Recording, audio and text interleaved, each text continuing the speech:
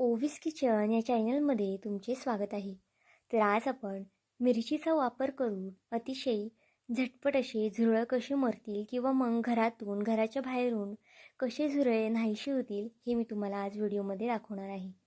खरं तर व्हिडिओमध्ये तुम्हाला 2 पद्धती दाखवणार आहे मी.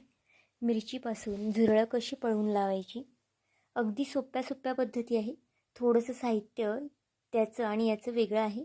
पण व्हिडिओ नक्कीच शेवटपर्यंत पहा म्हणजे तुम्हाला काय आहे ते कळेल. तर चला थोडाही वेळ न घालवता लगेच व्हिडिओला सुरुवात करूया. आता सुरुवातीला इथे मी तुम्हाला मच्छर कसे पळवायचे ना हे दाखवणार आहे. यामुळे मच्छरसुद्धा घरात येणार नाही आणि जे चिलूट वगैरे घरामध्ये असतात ना ते सुद्धा येणार नाही. तर बघा त्यासाठी आपल्याला इथे एक कांदा घ्यायचा आहे. कांद्याची साईज तुम्ही कोणतीही घेऊ शकता. इथे मी मीडियम आकाराचा कांदा घेतलेला आहे. आता पुढे इथे मी मिरच्यांच्या साह्याने तुम्हाला झुरळांची सुद्धा मी ट्रिक तुम्हाला दाखवणार आहे. त्यामुळे व्हिडिओ शेवटपर्यंत नक्कीच पहा. तर बघा व्हिडिओ दाखवते त्या पद्धतीने कांदा इथे तुम्हाला कट करून घ्यायचा आहे. आता इथे कांद्याला थोडंसं खालच्या साईडने होल पडलेला आहे. तुम्ही कांदा कट करताना तेवढी काळजी घ्या.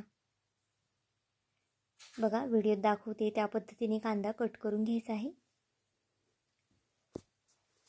कांद्याला अगदी व्यवस्थित असं होल पडलं पाहिजे इतपत आपल्याला कांदा कट करून घ्यायचा आहे.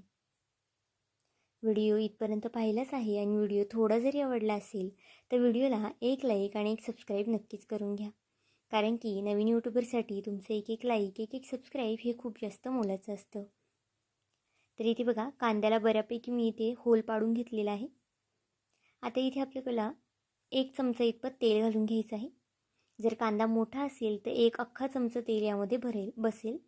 पण जर आता इथे कांदा मीडियम आकाराचा आहे ना त्यामुळे अर्धा चमचाच तेल यामध्ये बसलेला आहे. जर तेल तुमच्याकडे मोहरीचं वगैरे असेल तर ते नक्कीच घाला आणि जर मोहरीचं तेल नसेल जे आपलं खायचं तेल असतं ना ते घातलं तरी चालेल. आता यामध्ये 1 कापराची वडी घातलेली आहे. तुम्ही कापराची वडी तोडून वगैरे सुद्धा घालू शकता पण इथे मी तशीच वापरलेली आहे. 1-2 काळी मिरी वापरलेली आहे, लवंग आणि अगदी थोडीशी मोहरी घातलेली आहे. जर तुम्ही इथे मोहरीचं तेल वापरत असाल तर मोहरी घातली नाही तरी चालणार आहे. आता यावरती एक वाट ठेवून देऊया आपण. आता वातीवरती परत थोडंसं अगदी तेल घालूया. बघा ही ट्रिक नक्कीच तुम्ही वापरून बघा कारण की खूप जास्त या ट्रिकमुळे फायदा होतो. घरातले चिलटं वगैरे किंवा मग मच्छर वगैरे असतात ना ते अगदी नाहीसे होतात, पळून जातात किंवा मग मरतात सुद्धा. खूप जास्त फायदा होतो या ट्रिकमुळे. तुम्हाला नक्कीच याचा खूप जास्त फायदा होणार आहे. त्यामुळे घरामध्ये संध्याकाळचा हा अशा पद्धतीने कांद्याचा दिवा नक्की लावा. यामुळे घरातले मच्छर वगैरे नाहीसे होतील. तर चला आता आपल्या पुढच्या टिप्सकडे वळूया. जी आपली पुढची टिप्स आहे ना ती सुद्धा खूप जास्त महत्त्वाची आहे. कारण की घरामध्ये झुरळ वगैरे ते सगळ्यांच्याच असतात किंवा मग पाली वगैरे सुद्धा असतात. झुरळ पालन नाहीशी करण्यासाठी इथे मी तुम्हाला ही अगदी महत्त्वाची टिप्स सांगणार आहे. तर इथे बघा त्यासाठी आपल्याला सुरुवातीला मिरच्या लागणार आहे. आता इथे तुम्हाला मी 2 प्रकारच्या टिप्स सांगणार आहे. आपण पहिली टिप्स पाहून घेऊया. दोन्हीसुद्धा टिप्स मिरच्यांचीच आहे पण यामध्ये साहित्य तुमच्या घरामध्ये जे अवेलेबल असेल त्या तुम्ही इथे टिप्स वापरू शकता. आता इथे सुरुवातीला आपल्याला 1 मिरचीचा वापर करायचा आहे. मिरची आपल्याला अख्खी वापरायची नाही, फक्त अशा पद्धतीने ठेचून घ्यायची आहे. व्हिडिओत दाखवते त्या पद्धतीने मिरची तुम्ही सुद्धा ठेचून घ्या. लाटण्याने किंवा मग खलबत्ता वगैरे असेल ना त्याने ही मिरची तुम्ही ठेचून घ्या. तर बघा मिरची छान अशी ठेचलेली आहे. त्याचा जो आरक आहे ना तो बऱ्यापैकी खाली उतरलेला आहे. आता ही जी मिरचीची सालं आहे ना ती आपल्याला टाकून द्यायची आहे. त्याचा वापर इथे करायचा नाही. आता यामध्ये मी अगदी थोडंसं आपले जे पावडर असते ना कपडे धुवायची ती वापरलेली असेल. जर तुमच्याकडे ही पावडर नसेल तर तुम्ही साबण वगैरे वापरलं तरी चालेल किंवा मग लिक्विड वापरलं तरी चालेल. आता यामध्ये हा अगदी महत्त्वाचा जिन्नस घातलेला आहे. तो काय घातलेला आहे हे सुद्धा मी पुढे तुम्हाला सांगणार आहे. तो जिन्नस जर नाही घातला तर अजिबातच झुरळ वगैरे मरणार नाही, म्हणून आवर्जून तो जिन्नस तुम्ही घालाच. तर बघा अगदी थोडंसं इथे तांदळाचं पीठ घातलेलं आहे. आता इथे तुम्ही तांदळाच्या पिठाऐवजी गव्हाचं पीठ किंवा बेसन पीठ वगैरे वापरलं ना तरी चालेल. अगदी थोडंसं इथे मी मोहरी घातलेली आहे. जर मोहरी नसेल किंवा मग तेल असेल मोहरीचं ते वापरलं तरीसुद्धा चालेल 1 चमचा.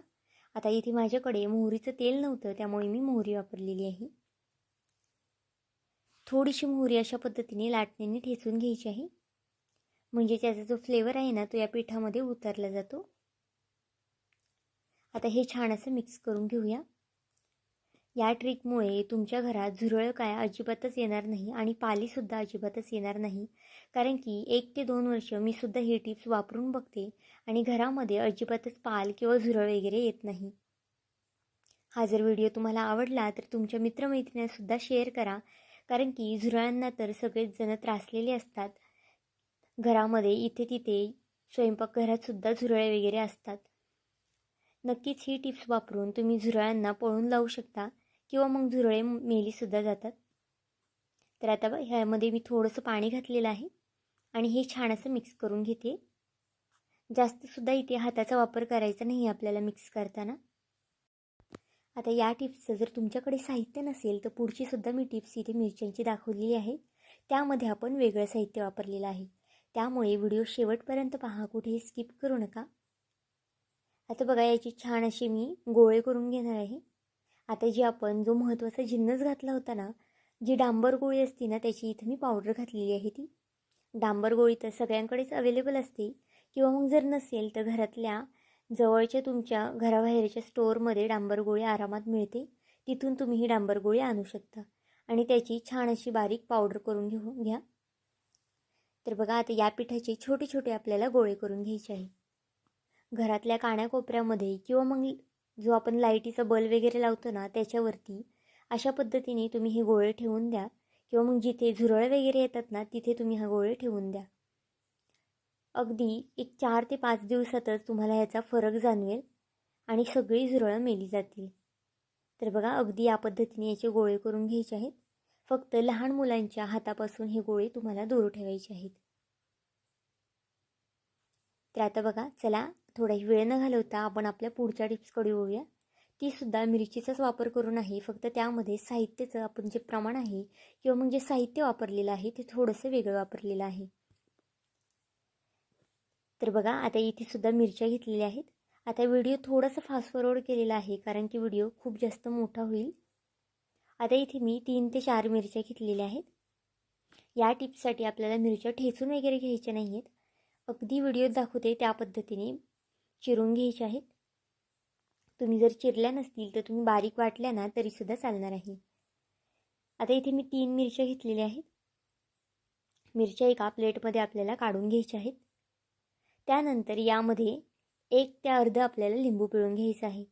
जर घरात लिंबू नसेल तर त्याऐवजी तुम्ही व्हिनेगरचा वापर केला ना तरी चालणार आहे. पण जर लिंबू असेल तर नक्कीच लिंबाचा वापर करा. आता लिंबाच्या बियासकटच आपल्याला याच्यात लिंबू पिळून घ्यायचं आहे. आता यामध्ये मी 1 ते अर्धा चमचा इतपत बेसन पीठ घालून घेतलेलं आहे. बेसन पीठाऐवजी तुम्ही दुसरं कोणतंही पीठ वापरलं ना तरी चालणार आहे. त्यानंतर यामध्ये पाणी घाला. जर व्हिनेगर वापरत असाल तर पाणी घालू नका, कारण की व्हिनेगर ऑलरेडी पातळ वगैरे असतं पाण्यासारखं. त्यामुळे व्हिनेगर वापरत असाल तर पाणी घालू नका.